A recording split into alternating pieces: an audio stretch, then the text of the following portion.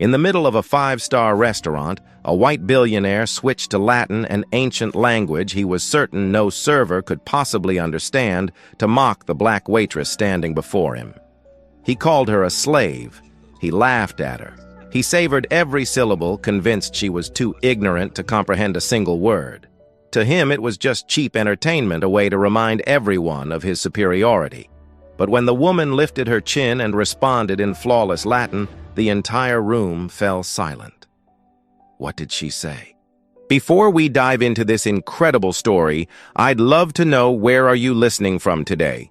Drop your country in the comments below. And if you're new here, make sure to subscribe so you don't miss stories like this one. Now let's get back to what happened that night. The Gilded Lily was not a restaurant for ordinary people. Nestled in the heart of Manhattan, it catered exclusively to those whose net worth exceeded most people's wildest dreams.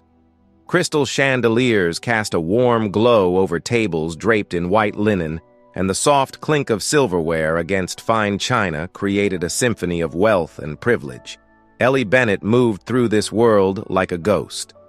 At 27 years old, she had learned to make herself invisible, present enough to serve, absent enough to be forgotten. Her uniform was always pressed, her smile always ready, and her dignity always locked away somewhere deep inside where the customers couldn't reach it.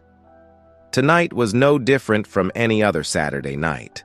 The restaurant was full, every table occupied by people who spent more on a single bottle of wine than Ellie earned in a week. She had been on her feet since 6 in the morning, first attending her graduate seminar at Columbia, then rushing across the city to start her evening shift. Her feet ached, her eyes burned from lack of sleep. But none of that mattered. Not when her mother's hospital bills were piling up, not when her thesis deadline was creeping closer with every passing day. During her brief break, Ellie slipped into the employee locker room and pulled out a worn copy of Cicero's letters. The pages were yellowed and soft from years of handling. She allowed herself exactly 10 minutes to read, her lips moving silently as she translated the ancient Latin in her head. This was her secret refuge, a world where words mattered more than money, where knowledge was the true currency of power. Her co-worker, a young woman named Jessica, poked her head in. "Girl, why do you always read those weird books? What even is that, some kind of code?" Ellie smiled and tucked the book back into her locker. "Something like that." She returned to the floor just in time to see an elderly woman being seated at her usual corner table. Dr. Eleanor Ashford was a regular at the Gilded Lily, a quiet, elegant presence who always requested the same spot by the window where the light was best for reading. Tonight she carried a leather-bound copy of Carlos Aurelius's Meditations, the original Latin text, visible on its spine. Ellie brought over her usual order, a glass of Sancerre and a small plate of olives. Dr. Ashford looked up and offered a warm smile that reached her eyes. It was the kind of smile that made Ellie feel seen, truly seen, in a way that rarely happened in this place. The older woman's gaze lingered for a moment as if she wanted to say something more, but she simply nodded with quiet understanding. "Thank you, dear," she said softly. "You look tired tonight. Take care of yourself." Ellie felt a flicker of warmth at the concern. "I will, ma'am. Thank you." She moved on, unaware that Dr. Ashford's eyes followed her across the room with an expression of deep familiarity. The evening progressed in its familiar rhythm until the front door swung open with unnecessary force and everything changed. Harrison Sterling entered the Gilded Lily like he owned it, which for all Ellie knew he might have. His suit probably cost more than her annual tuition. His watch caught the light with every movement, a gleaming reminder of the vast chasm between their worlds. Beside him walked a woman who looked like she had stepped off a magazine cover, tall, blonde, and draped in a dress that left little to the imagination. Carlos Webb, the restaurant's manager, practically sprinted to greet them. Ellie watched from across the room as Harrison pointed at a table near the center of the restaurant, the best table in the house, currently occupied by a couple celebrating their anniversary. Within minutes, the couple was being relocated with apologetic murmurs and complimentary champagne, their special evening disrupted to accommodate a man who couldn't be bothered to make a reservation. Harrison made a show of removing his expensive Italian jacket, holding it up so everyone could admire the designer label before draping it carefully over the brass hook beside the booth. He smoothed the fabric with exaggerated care, as if the jacket itself deserved more attention than any person in the room. Carlos caught Ellie's eye and gestured her over. His expression was tight the way it always got when dealing with certain kinds of customers. "Ellie, you'll be serving Mr. Sterling tonight," he said in a low voice. "He's a VIP, very important. Be careful with him." She understood what Carlos really meant. Be patient. Be invisible. Don't make waves. Ellie approached the table with her practiced smile firmly in place. "Good evening. Welcome to the Gilded Lily. My name is Ellie, and I'll be taking care of you tonight. May I start you off with something to drink?" Harrison didn't look at her. His eyes remained fixed on his companion as he waved a dismissive hand in Ellie's direction. "Vanessa, darling, I certainly hope they hire people here who can actually read the menu." Vanessa giggled a high-pitched sound that grated against Ellie's nerves. "Oh, Harrison, you're terrible." He finally deigned to glance at Ellie, his gaze traveling over her with obvious disdain. "The 1997 Chateau Margaux, and make sure the glass is properly chilled this time. Last place I went to, they served it practically warm, uncivilized." Ellie maintained her composure. "Of course, sir. Excellent choice." She returned with the wine, presenting it for his inspection, before pouring with the precise technique she had perfected over 3 years of working here. Harrison watched her like a hawk waiting for a mistake. When she finished pouring, Harrison reached into his jacket hanging on the hook and withdrew a sleek black wallet. He opened it slowly, deliberately, making sure both Vanessa and anyone watching could see the gleaming Amex Black card nestled inside. "Do you know what this is?" he asked Ellie, holding up the card between 2 fingers like a trophy. Ellie kept her expression neutral. "Your credit card, sir." Harrison laughed a condescending sound. "This isn't just a credit card, sweetheart. This is an Amex Centurion. The black card. You probably don't even know what the credit limit on one of these looks like." He turned to Vanessa with a smirk. "More zeros than she's ever seen in her life, I'd wager." Vanessa giggled again, though something in her eyes flickered perhaps a hint of discomfort at the cruelty of the joke. Harrison made a show of examining the card before sliding it back into his wallet. Then, instead of returning the wallet to his trouser pocket, he reached over and tucked it into the inside pocket of his jacket on the hook, a casual gesture, but one that Ellie noted. In her years of service, she had learned to observe everything. From her corner table, Dr. Ashford lowered her book slightly, her eyes tracking the movement of Harrison's wallet with quiet attention. "The napkin," Harrison said suddenly. "It's not folded correctly. Can't you see that crease? Do they not train you people at all?" Ellie replaced the napkin without a word. She had learned long ago that arguing with men like Harrison Sterling was pointless. They didn't want solutions. They wanted submission. Throughout the meal, the insults continued in a steady stream. The bread was too cold. The butter was too soft. The steak was half a degree past his preferred temperature. Each complaint was delivered with a smirk, each criticism designed to remind Ellie of her place in his hierarchy. Vanessa participated, at first adding her own cutting remarks whenever Harrison paused for breath. But as the evening wore on, Ellie noticed something change in the woman's expression. There were moments, brief flickers, when Vanessa looked at her with something that might have been embarrassment, or perhaps even guilt. After his 3rd glass of wine, Harrison's voice grew louder, his gestures more expansive. He began regaling Vanessa with stories of his prep school days, his summers in Rome, his supposed mastery of classical languages. "I was top of my Latin class at Exeter," he boasted, swirling the wine in his glass.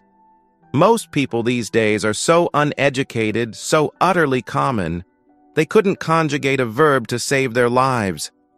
Vanessa made appropriate sounds of admiration. That's so impressive, Harrison. I barely passed Spanish in high school. Harrison's eyes slid toward Ellie, who stood nearby, waiting to see if they needed anything else. A slow, cruel smile spread across his face. "Watch this," he murmured to Vanessa.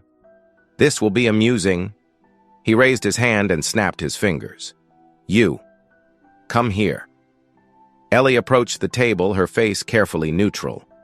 Harrison leaned back in his chair and spoke slowly, deliberately, his voice carrying across the quiet restaurant. Every word was in Latin, crisp and clear. "Hanc ancillum nigram specta, nihil intellegit, servi semper servi sunt." Look at this black servant. She understands nothing. Slaves are always slaves. He laughed, delighted with himself, and turned to Vanessa. "See, not a clue. These people, they have no idea what real education looks like." Ellie felt the words land like physical blows. Her stomach turned. Her hands trembled at her sides. She understood every single syllable, the grammar, the syntax, the venom dripping from each carefully chosen word. From across the room, Doctor, Ashford lowered her book completely, her eyes now fixed on the scene unfolding before her. Harrison continued his performance, ordering his dessert in elaborate Latin phrases, intentionally using the most degrading terms he could think of. Around them, other diners shifted uncomfortably. A few looked away. No one spoke up. Ellie stood there, frozen between two impossible choices.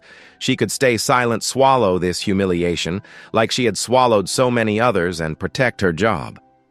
The job that paid her mother's medical bills. The job that kept the lights on in their tiny apartment. Or she could speak. She thought of her mother's voice, a memory from childhood. "Baby girl, you're going to have to be twice as strong just to be treated half as well. That's the world we live in. But don't you ever let anyone make you forget who you are." Harrison was watching her now, waiting for the confusion, the embarrassment, the defeat. He expected her to bow her head and walk away, just another servant who didn't know her place had been so thoroughly insulted. Ellie took a deep breath. She thought about the hospital bills. She thought about her thesis. She thought about everything she had worked for, everything she had sacrificed. Then she thought about her dignity, the one thing she had promised herself she would never sell. She lifted her chin and met Harrison Sterling's eyes with a steady, unwavering gaze. The entire restaurant seemed to hold its breath. Act 2. Ellie's voice cut through the silence like a blade. "Dominus qui servos despicit saepe ipse servus est suae superbiae." The Latin flowed from her lips with a precision and elegance that made Harrison's earlier attempts sound like a child stumbling through a nursery rhyme. Her pronunciation was impeccable, her grammar flawless, her meaning devastatingly clear. He who despises servants is often himself a slave to his own arrogance. Harrison's smirk froze on his face. His wine glass stopped halfway to his lips. Ellie wasn't finished. She continued in the same measured tone, her eyes never leaving his. "Lingua Latina non est scutum ignominiae sed clavis sapientiae." The Latin language is not a shield for shame, but a key to wisdom. A murmur rippled through the restaurant. Nearby diners exchanged glances, their eyebrows raised in astonishment. Someone at a table near the window let out a soft, incredulous laugh. Ellie tilted her head slightly, her expression calm and professional. "And, sir, if I may, your conjugation of intelligit was correct. But your use of servi in the nominative plural when you clearly intended the genitive singular suggests your Latin education may have been somewhat incomplete." The color drained from Harrison's face, then rushed back in a furious red. His jaw worked silently, as if his brain couldn't quite process what had just happened. Vanessa stared at Ellie with wide eyes, her perfectly glossed lips parted in shock. For the first time that evening, she looked at the waitress not as a servant to be mocked, but as a person who had just accomplished something remarkable. Ellie allowed herself the smallest of smiles. "Now, would you like to continue ordering in Latin, sir? I'm also fluent in ancient Greek, should you prefer. Or perhaps English would be more comfortable for everyone." From her corner table, Dr. Eleanor Ashford set down her book. A quiet smile played at the corners of her mouth as she watched the scene unfold. She gave an almost imperceptible nod, the kind of acknowledgement that passed between scholars who recognized excellence when they saw it. The silence stretched for 3 long seconds. Then scattered applause broke out from a table near the back. An older gentleman raised his glass in Ellie's direction. A woman dining alone covered her mouth to hide her grin. Harrison Sterling had never been humiliated in his life. He had grown up in a world where his last name opened every door, where his money smoothed every path, where his word was law simply because he had the wealth to make it so. He had never been corrected by a servant. He had certainly never been made to look like a fool in front of a room full of his peers. The rage that surged through him was volcanic. "You!" He sputtered, his hand gripping the edge of the table so hard his knuckles turned white. "How dare you speak to me like that?" Ellie's expression remained neutral. "I apologize if my response was unexpected, sir. I was simply engaging with you in the language you chose." Harrison's eyes darted around the room, taking in the amused faces, the whispered conversations, the phones that had suddenly appeared in several hands. His reputation, the carefully cultivated image of the cultured, sophisticated billionaire, was crumbling before his eyes. Vanessa reached out and touched his arm. "Harrison, maybe we should just go. This isn't worth—" He shook her off violently. "Don't touch me!" The sharpness of his voice made Vanessa flinch. Something shifted in her expression, a crack in the admiration she had always shown him. She pulled her hand back slowly, her eyes narrowing as if seeing him clearly for the first time. Harrison's mind raced, searching for a way to regain control. He couldn't leave like this. He couldn't let some waitress, some nobody destroy him in front of all these people. He needed to turn this around. He needed to make her the villain. And then it came to him. His expression transformed from rage to cold calculation. He reached toward his jacket on the hook and made a show of checking his wallet. His eyes went wide with theatrical shock. "My credit card," he announced loudly, his voice carrying across the restaurant. "My Amex Black Card. It's gone." He turned to stare at Ellie, his finger pointing directly at her face. You stole it." The accusation hit Ellie like a physical blow. She took an involuntary step backward, her composure cracking for the first time. "I'm sorry, what?" she managed. Harrison stood up his chair, scraping loudly against the hardwood floor. "Everyone heard me. This woman has been serving my table all night. She's had access to my jacket, my belongings, and now my card is missing." He looked around the room, playing to his audience. A card worth over $100,000 in credit, I might add. The atmosphere in the restaurant shifted instantly. The amused glances turned suspicious. The whispered conversations took on a different tone. Ellie could feel the weight of dozens of eyes on her, and she knew exactly what many of them were thinking. A black waitress. An accusation of theft. The math was simple in their minds, and the answer was written in their prejudices. Carlos Webb rushed over his face, pale with anxiety. "Mr. Sterling, I'm sure there's been some misunderstanding. Ellie is one of our most trusted employees. She would never—" Harrison cut him off with a wave of his hand. "Are you calling me a liar? Do you know who I am? I play golf with the owner of this establishment every single week. One phone call from me and you'll be out of a job by morning." Carlos swallowed hard. Ellie watched the conflict play out on his face, the desire to do the right thing, warring with the very real fear of losing everything. In the end, fear won. "Ellie," he said quietly, unable to meet her eyes, "maybe you should cooperate, just to clear this up." "Cooperate?" Ellie's voice cracked slightly. "Carlos, I haven't done anything wrong." I know, he said, still not looking at her. "But if you have nothing to hide, then there's no problem, right? Just let us check and this will all be over." The betrayal stung more than Ellie expected. 3 years she had worked here. 3 years of perfect performance reviews, of covering extra shifts, of going above and beyond for customers who rarely bothered to learn her name. And now, when it mattered most, the man who was supposed to protect her couldn't even look her in the eye. Around them, more phones had appeared.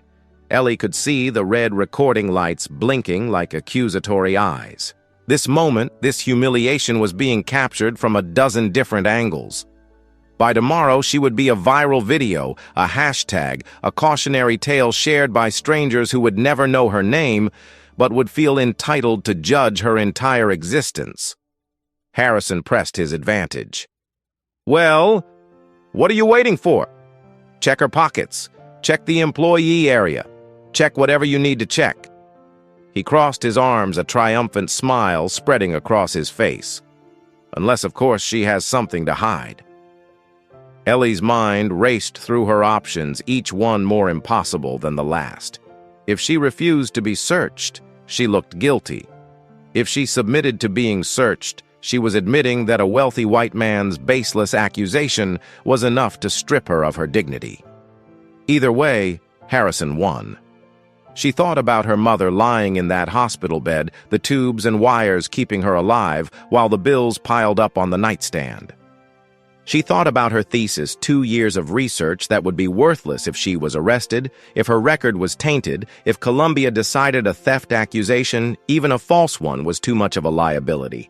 She thought about her father gone too soon, who had worked himself to the bone to give her opportunities he never had. What would he say if he could see her now, standing in the middle of a fancy restaurant, while rich people decided whether she was a criminal? The memories washed over her like a wave every time a teacher had assumed she cheated because her essay was too well written, every time a store security guard had followed her through the aisles, every time someone had clutched their purse a little tighter when she walked by. A lifetime of small indignities that added up to this moment, this accusation, this public trial by the court of wealth and privilege. Her eyes burned, but she refused to cry. She would not give them that satisfaction. Vanessa stood up slowly. Her face was troubled, her earlier playfulness completely gone. "Harrison, are you sure about this? Maybe the car just fell somewhere. Maybe you left it in the car." Harrison turned on her with a snarl. "Whose side are you on? I know what happened. I know what I saw." Vanessa took a step back, her expression hardening. "I'm just saying this feels wrong. She's standing right there. She hasn't tried to run. She hasn't done anything except embarrass you, and now suddenly she's a thief." For a moment, something dangerous flickered in Harrison's eyes, but he controlled himself, smoothing his features back into a mask of righteous indignation. "Vanessa, darling, you're too trusting. It's one of your most charming qualities, but in this case it's misguided." He turned back to Carlos. "I want her searched, and I want the police called. Now." Carlos pulled out his phone with shaking hands.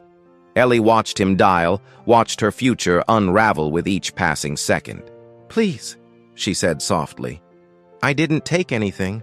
I swear to you I didn't take anything." No one responded. No one met her eyes. She was alone in a room full of people surrounded by witnesses who had already decided she was guilty. The weight of it pressed down on her chest, making it hard to breathe. 3 years of perfect performance, a lifetime of playing by the rules of being twice as good to be considered half as worthy, and none of it mattered. None of it had ever mattered. She closed her eyes, preparing herself for the worst. And then from the corner of the restaurant came the clear, sharp sound of a glass being set down on a table with deliberate force. "I think," said a calm, authoritative voice, "that we need to stop this charade right now." Ellie's eyes flew open. Dr. Eleanor Ashford rose from her chair with the unhurried grace of someone who had spent a lifetime commanding attention without ever having to raise her voice. She moved toward the center of the room, her presence somehow filling the space in a way that made everyone else seem smaller. Harrison turned to face this new interruption, his expression contemptuous. "And who exactly are you? This is a private matter." Dr. Ashford smiled, but there was no warmth in it. My name is Eleanor Ashford, Professor Emerita of Classical History and Ancient Languages at Columbia University, and I have been watching this entire performance from the beginning. She stopped a few feet away from Harrison, her eyes locked on his with an intensity that made him take an involuntary step backward. What I have witnessed tonight, she continued, is not a theft. It is a fraud, and the perpetrator is not the young woman you are so eager to condemn. Act 3. Harrison's face contorted with indignation. I don't care who you are. This doesn't concern you. Dr. Ashford moved closer, her gaze unwavering. On the contrary, Mr. Sterling, it concerns me very much.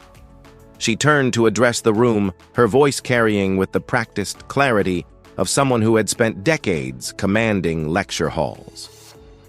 I have been seated at that corner table since before you arrived. I have watched every moment of this evening's events, and I can tell you exactly what happened to your credit card. She pointed toward Harrison's table where his jacket hung on the brass hook beside the booth. When you ordered that 1997 Chateau Margaux, you removed your wallet from your inside jacket pocket. You took out the card, examined it as though you wanted everyone to see it, then replaced it in your wallet. And then you put the wallet back, not in your trouser pocket, but in the inside pocket of that jacket, hanging right there. Every head in the restaurant turned toward the jacket. Harrison's mouth opened, then closed. A vein pulsed visibly at his temple. Dr. Ashford continued, her tone almost gentle now, the way a teacher might correct a particularly slow student. The card never left your possession, Mr. Sterling. This young woman never touched your belongings. The only thing she did was respond to your cruelty with intelligence and grace, and apparently that was enough to make you want to destroy her. Carlos Webb moved quickly to the jacket and reached into the inside pocket. His hand emerged, holding a black leather wallet. He opened it, and there, gleaming in its designated slot, was an Amex black card with Harrison Sterling's name embossed in silver. The silence that followed was absolute. Then came the whispers spreading through the restaurant like wildfire. Phones that had been recording Ellie now turned toward Harrison, capturing his humiliation from every angle. The narrative had shifted completely. He was no longer the victim, he was the villain. Harrison lunged toward Carlos. Give me that. That proves nothing. She could have put it back when no one was looking. Dr. Ashford shook her head slowly. Mr. Sterling, I have been watching this young woman all evening. She has been nowhere near your jacket. The only person who touched that coat was you when you hung it up upon arrival. Her eyes narrowed. What you have done tonight is not merely embarrassing. It is potentially criminal. Filing a false police report, defamation, attempting to weaponize racial prejudice against an innocent woman, these are serious matters. Vanessa stepped away from the table, her heels clicking sharply against the hardwood floor. Her face was pale, her earlier admiration replaced by something cold and final. I've seen enough, she said, her voice flat. Harrison reached for her arm. Vanessa, wait. You don't understand. I was just... She pulled away before he could touch her. I understand perfectly, Harrison. I understand exactly who you are now. She walked toward the exit without looking back, her designer dress swishing with each deliberate step. Harrison stood frozen, watching her leave. For the first time that evening, he looked truly lost, a man whose money and status could not buy him out of the hole he had dug for himself. A man at a nearby table stood up, pulling a small notepad from his jacket pocket. Mr. Sterling, I'm David Morrison, reporter for the New York Times. Would you care to comment on what just happened here tonight? The color drained from Harrison's face. He looked around the room at the recording phones, at the contemptuous stares, at the complete collapse of everything he had built his identity upon. Without another word, he grabbed his jacket from the hook and strode toward the exit. His shoulders hunched as if trying to make himself smaller. The door swung shut behind him, and he was gone. For a long moment, no one moved. Then the older gentleman who had raised his glass earlier began to clap. Others joined in, and soon the entire restaurant was applauding not the polite, restrained applause of high society, but genuine appreciation for what they had witnessed. Ellie stood in the middle of it, all overwhelmed. Her hands were still trembling, though now from relief rather than fear. She felt tears threatening to spill over, but held them back through sheer force of will. Carlos approached her, his head bowed with shame. "Ellie, I am so sorry. I should have defended you. I should have trusted you. I was a coward and I have no excuse." Ellie looked at him for a long moment. 3 years of loyalty, and he had been ready to throw her to the wolves at the first sign of pressure. But she also saw the fear in his eyes, the weight of his own struggles. She knew what it was like to be trapped between impossible choices. "I understand the position you were in," she said finally. "But next time remember that your employees are people too. We have families. We have dreams. We deserve to be protected, not sacrificed." Carlos nodded, unable to meet her eyes. "You're right. You're absolutely right." Dr. Ashford appeared at Ellie's side, her expression warm for the first time that evening. She placed a gentle hand on the younger woman's shoulder. "My dear," she said softly, "why didn't you tell me about your situation? The night shifts, the financial pressure. I had no idea you were struggling so much." Ellie swallowed hard. "I didn't want anyone to feel sorry for me, Professor. I wanted to earn my place to prove I could handle everything on my own." Dr. Ashford smiled, and there was something like pride in her eyes. "That is precisely why I have always believed in you, Ellie. Your resilience, your determination, your refusal to ask for help, even when you desperately need it, these qualities will serve you well in academia." She squeezed Ellie's shoulder gently. "But from now on, let me help. You don't have to carry this alone." She reached into her purse and pulled out a business card. "There is a paid position available, a teaching assistant role in my department. The salary is modest, but it would be enough to cover your expenses without requiring you to work these brutal hours. And I know of a foundation that provides grants for graduate students with family medical emergencies. I will personally recommend you." Ellie stared at the card in her hand. After everything that had happened tonight, this small rectangle of paper felt like a lifeline. "Professor Ashford, I don't know what to say." The older woman patted her arm. "Say you'll accept. Say you'll let me help you finish what you started. Your thesis on Latin's influence on Renaissance literature is too important to be derailed by circumstances beyond your control." Ellie nodded, not trusting her voice. Around them, the restaurant was slowly returning to normal. Diners were settling their bills, whispering about what they had witnessed, already composing the stories they would tell. Ellie knew that by tomorrow this night would be everywhere on social media, in news articles shared by people who would never know her name but would remember what she had done. She walked to the employee locker room one last time.